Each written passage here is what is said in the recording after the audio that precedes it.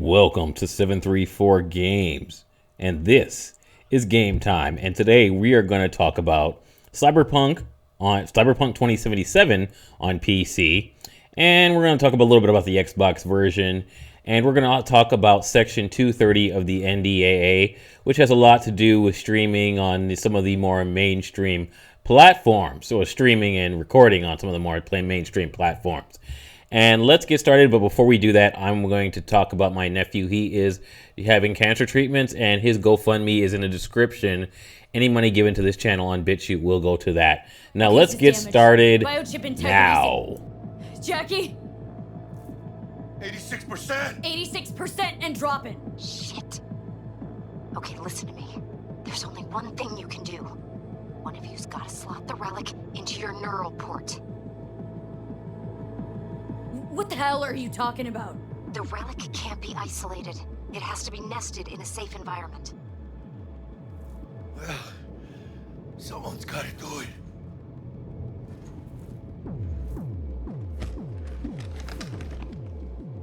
En el nombre del Padre, el Hijo y del Espíritu Santo.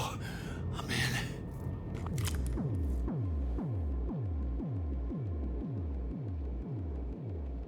Jackie?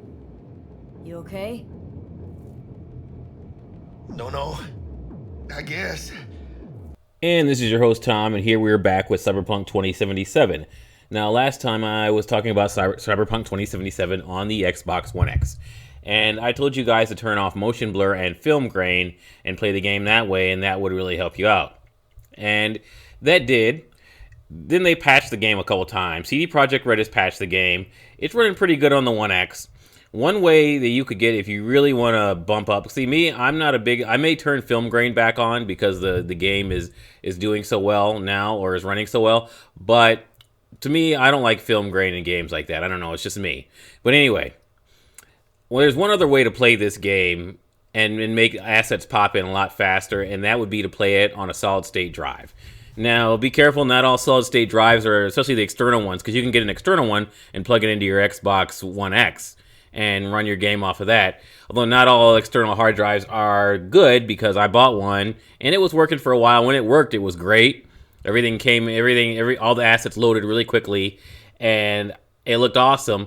But, of course, the hard drive died, so the external hard drive. So I got to take that back.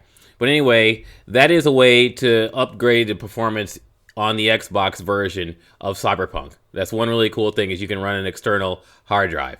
Now, as far as the PC version has actually been updated a lot too. It's funny because I told one of my friends, he's a real big Xbox guy, and I was like, hey, the Xbox version of this game is up to 1.5, because I was playing it, and I was about to play it, and they were just updating it again. He's like, so the game is probably over 100 gigs. Is probably what we came to, the conclusion we came to. So it's a pretty big game. It runs pretty good on the One X, and it runs great on PC.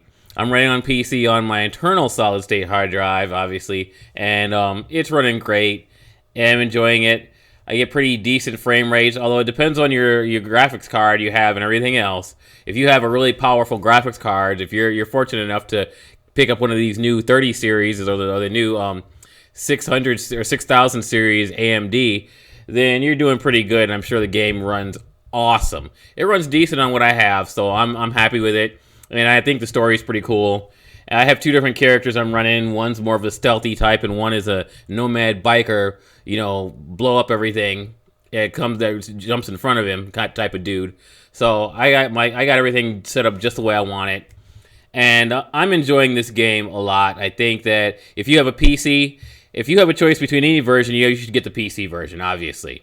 So that's it. But I mean, if the Xbox One X version, if you have an Xbox One X, then I would say this is definitely a good game for the One X. They did a good job patching this game for the One X. I don't have an original Xbox. I don't have the VCR, so I can't tell you how that runs. I'm hearing the PlayStation version is not running too hot right now. I hear the PS5 version's okay, but other than that, I hear the game runs like crap on the PlayStation. So with that being said, I told you guys I was going to talk about Section 230. Donald Trump was trying to stop that from being passed. But I think he was probably I think the NDAA got so many votes that there's no way he's going to be able to veto that. Now, I see why Donald Trump did that. I mean, I know he did that for selfish reasons, but the truth is that Section 230 has allowed these internet companies to get away with a lot of stuff that they shouldn't be able to get away with. Now, I'm in the camp that I think that they should take 230. If these companies, 230 basically says that these big internet companies like Google and Facebook are basically platforms and are not liable for anything that appears on their websites. Now, the problem with that I would not have a problem with that. The only thing is that they discriminate against certain users. And sometimes they do it for political reasons. Sometimes they do it because they like a certain user better than another user. So they're gonna prop up another YouTuber over somebody else, and that's how that works. But what I think that should be done is I think that 230 should be amended. If these companies are treated as platforms, they should be made to act like platforms under the Constitution. So basically, everybody on YouTube and Facebook and all these other social media networks, if they are discriminated against, they should be They should basically that discrimination should basically be under the microscope of the Constitution. Their rights should be basically, if YouTube discriminates against you, you should be able to take them to the court because they are supposedly a platform and not like a regular company, not a publisher. And a lot of times it's funny because these companies have it both ways. They say, okay, well, we're objective and we're platforms, but then here they are being gatekeepers and taking sides in politics when they shouldn't be. Now, I have no problem with, if somebody says something wrong, Facebook putting a warning or Twitter putting a warning on their video that says this is not right. I have no problem with that. What I do have a problem with is their shadow banning and all the other little things that they do.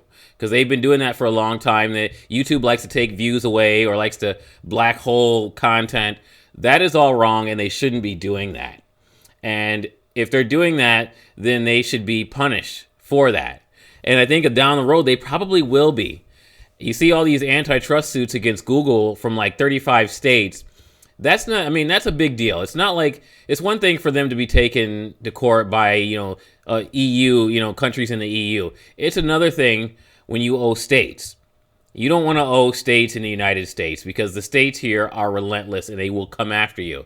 And I think down the line, a lot of these people at the top of these companies who think they're untouchable will find out that they're not untouchable and that they're not really in the in crowd. They're just the front man, and now they're going to go down.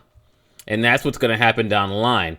And, that's just the way things are. But I think that the best thing for them to do would be to get together and find a way to treat everybody equally on their platforms. This is probably not going to happen, but that's just how it is.